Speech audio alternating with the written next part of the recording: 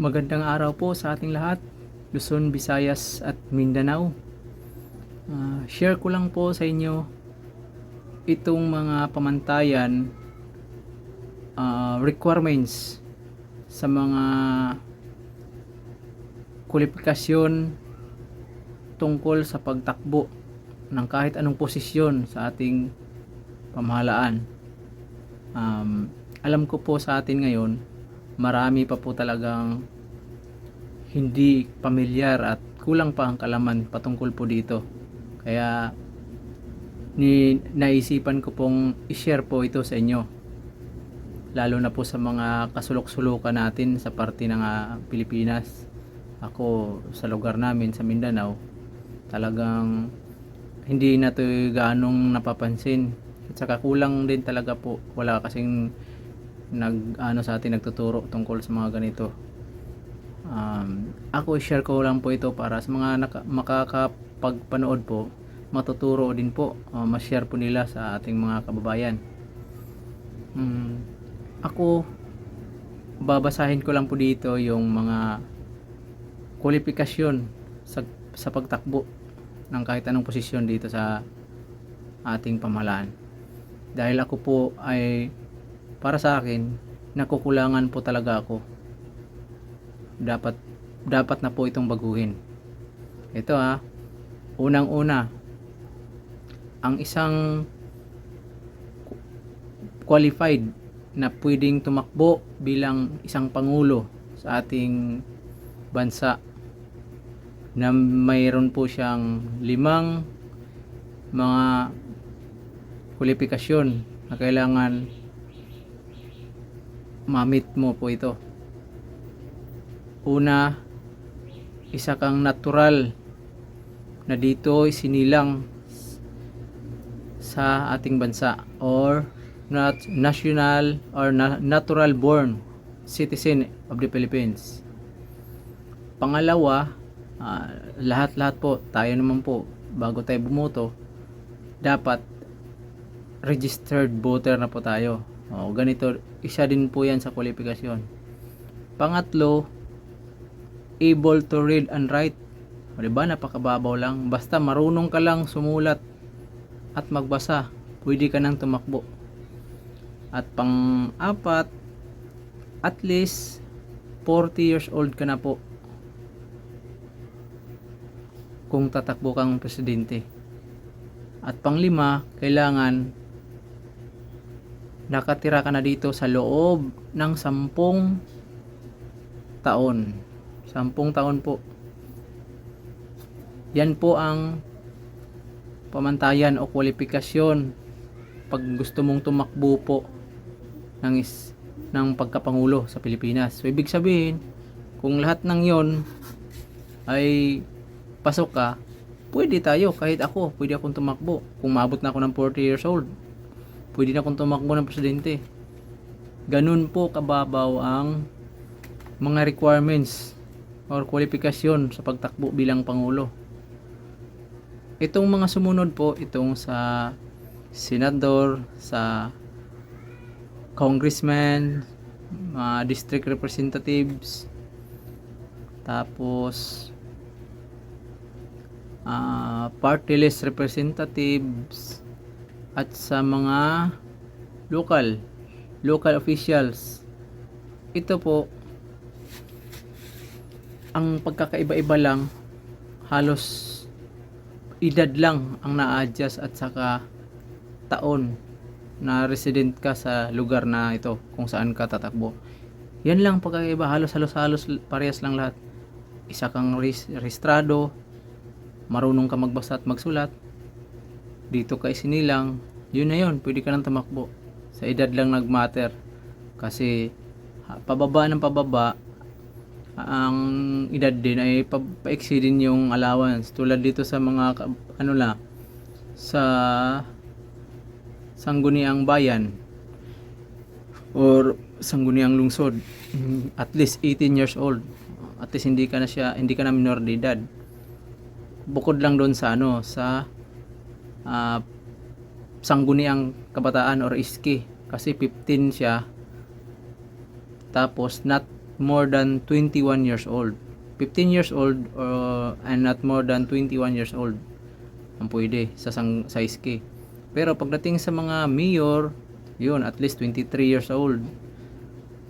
Sa mga pagdating naman sa mga representatives, party list, mga ganon, at least 30 years old. Yun po.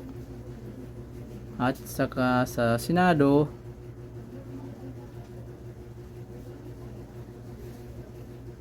at least 35 years old. Di ba? Sa edad lang po talaga nagkakatalo. Kaya napaisip po ako, gustong-gusto ng mga tao or sana mga nakaupo ngayon o kahit sino na concern po sa ating kalagayan, dapat daw iboto ang tamang tao. Dapat daw piliing maigi. Tama naman po talaga yon. Ngayon nga po, ako suggest ko lang din naman ito, opinion ko lang to, para po mapadali ang pagpili sa mga taong bayan na sinong iluluklok nila sa halalan. Dapat mas taasan yung standard, kasi pwedeng kahit sino pwede tumakbo dahil napakababa lang ng pamantayan. Masyado siyang open masyado.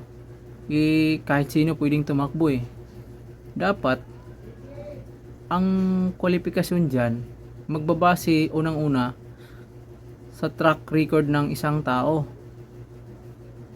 Yung mismong basihan yung mga nagawa mo na, mga experience mo. At pangalawa diyan, yung siyempre or unang-una mga dapat pinag-aralan.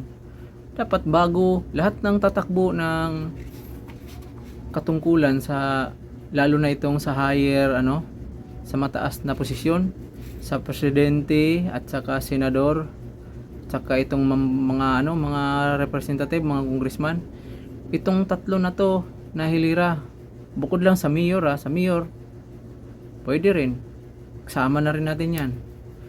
Kasi gobernur, mga ganyan. Dapat bago ka tatanggapin dyan, bago ka tanggapin ang yung filing o kaya yung dapat ang mga pamantayan dyan, dapat nakapag-aral ka ng political science. Basta tungkol sa politiko, yung nakapag-aral ka talaga, para alam mo na kung ano yung mga kailangan gawin dyan, or kung sakali ngayon ano bang tatakbuhan mo, dapat inaaral mo na kung ano yung yung gusto mong pasukin na posisyon. Yung bago ka palang makahalal dyan, marunong ka na sa posibleng gagawin mo kung nandyan ka na may luklok. Hindi yung kung saka nandyan ka na nakaupo, saka pa mag-aral, saka mo pa aralin kung ano yung mga dapat mong gawin dyan. Hindi lang naman basta-basta pag upo. Yung pagtulong, nandun na yun, normal yun. Pero dapat ang unang titingnan dyan, once makaupo ka dyan, yung magampanan mo, yung mismong rule mo, bakit nandyan ka. Yan ang pinakauna. Dapat unang-una maintindihan yan. Ngayon, pagdating naman po sa pagboto sa mga tao, ang pagpili madali. Kasi pagdating sa eleksyon naman po, lahat ng mga mga mukha na yan, sa mga nandyan nakikita natin, sa mga tarpulin, sa dyaryo, sa balita, nandun ng mga mukha. Ang dyan, hindi gaanong pinapakita bawat isa, yung mga track record nila, yung mga buo, mapa negative side or mapa issue yan o mapa good news pa yan, mapa bad news. Dapat tayo tawag nito, transparent po, ika nga, transparent, para alam ng mga tao kung anong kapasidad mo, karapat dapat ka ba. Kung ako lang dapat number 1 dyan, tinitingnan yung pinag-aralan nga tungkol lalo na sa political science, mga ganyan. Tsaka Kasi ang inisip ko, kung manatiling ganito pa rin lagi ang mga pamantayan, natural born citizen of the Philippines, registered ka, able to read and write, at least ganyan ang edad mo, tapos nakatira ka ng ganitong kahaba, yan ang basihan, ang babaw. Kaya pwede kahit artista, basta sikat, pwede kang tumakbo. Sikat ka sa media, angkor ka or o, tulad niya ni Rapi Tulfo sikat siya. Kasi nga maraming natulungan. Tumakbong senador, panalo. Kasi ang habol ng mga tao po, yung marunong tumulong. Pero kung tutuusin, hindi mo masabi marunong si Rapi Tulfo pagdating sa batas. Kasi may sarili pa nga siyang lawyer. Tuwing may po siya, tuwing may mga sinusolve na kaso sa kanyang programa dati, andun siya, nagtatanong pa siya sa mga legal experts, mga attorneys. Ibig sabihin nga po, dapat ang iluluklok nyo kung talagang gusto nyo ng pagbabago, yung magandang pagkahulma ng ating takbo ng ating pamahalaan, dapat yung may mga alam na talaga patungkol sa pinasok nila na posisyon. Yan ang gusto kong ipaabot po na opinion. Kasi ang unang-una po dito okay sana kung pagbawalan yung bumuto yung mga nasa liblib na lugar, yung mga no read no write pero botante. Yung mga kailangan pa i-assist, mga kailangan pa pong tawag nito, i-guide papunta dun sa saan ang butuhan, ganyan.